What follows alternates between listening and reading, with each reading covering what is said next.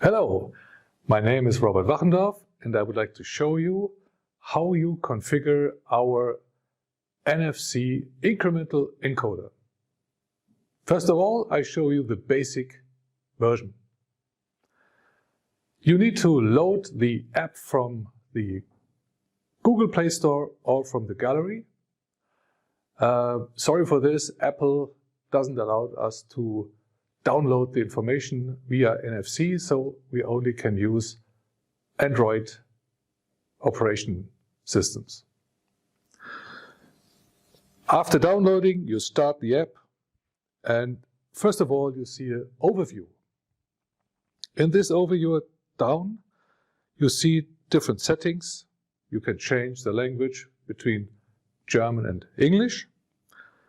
And you have a help. In this help, you find all the general information about this app and also about the functions of the encoder and how you configure it.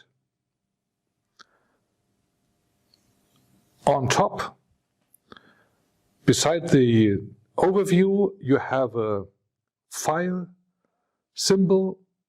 With this file symbol, you can upload a configuration file from wherever you got it. And with this, you are able to upload a configuration file. And with this configuration file, you can configure any encoder you got. With the arrow down symbol, you can upload a configuration file from an encoder.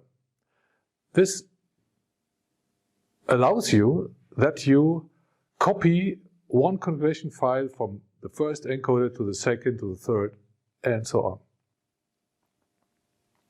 on. With plus, you can add an additional configuration template.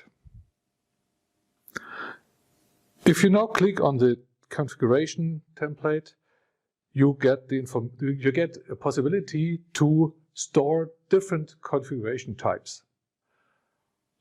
For example, you have different machines and you have different configurations for these machines for different encoders.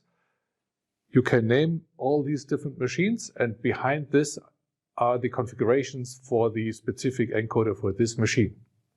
For sure, you can rename this configuration, and also you can add a pin. This pin protects the configuration on this app and as well in the encoder. So after downloading, a person needs to know this pin code to change the configuration of an encoder. I'm coming back to the configuration screen. On this screen you have several options. On top you have three symbols. First of all, a symbol for storing the data. The second is a share symbol where you can share your configured configuration with a lot of people by sending email, SMS, WhatsApp, whatever you would like to use.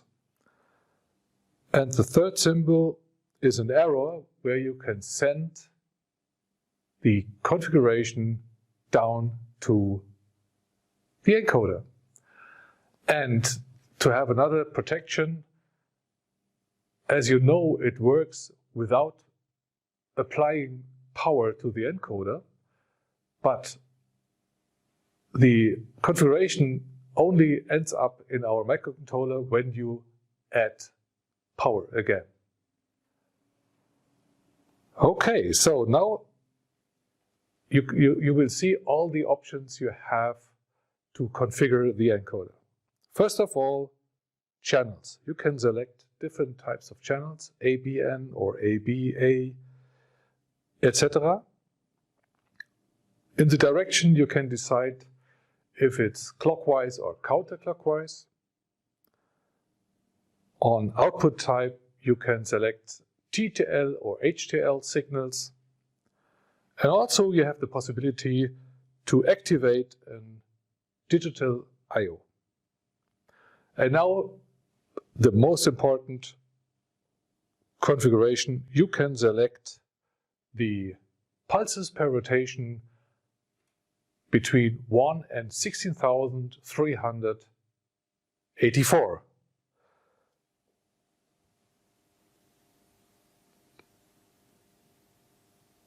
Then we also have a function set the preset. So what you can do is you can set the 0 pulse in the position where the encoder is with this app. So first of all, you bring the encoder in this position, then you use the app, activate the preset, and download this information to the encoder.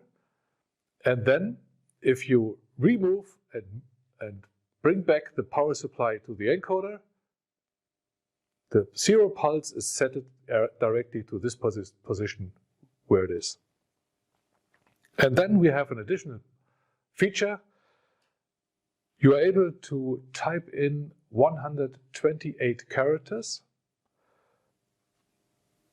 These characters will be sent to the encoder, so everybody who loads the configuration out of the encoder can read this message. So you can send nice greetings, or you can send also, for example, the position or whatever of this encoder. Thank you very much for your attention and have fun with the product. Bye-bye.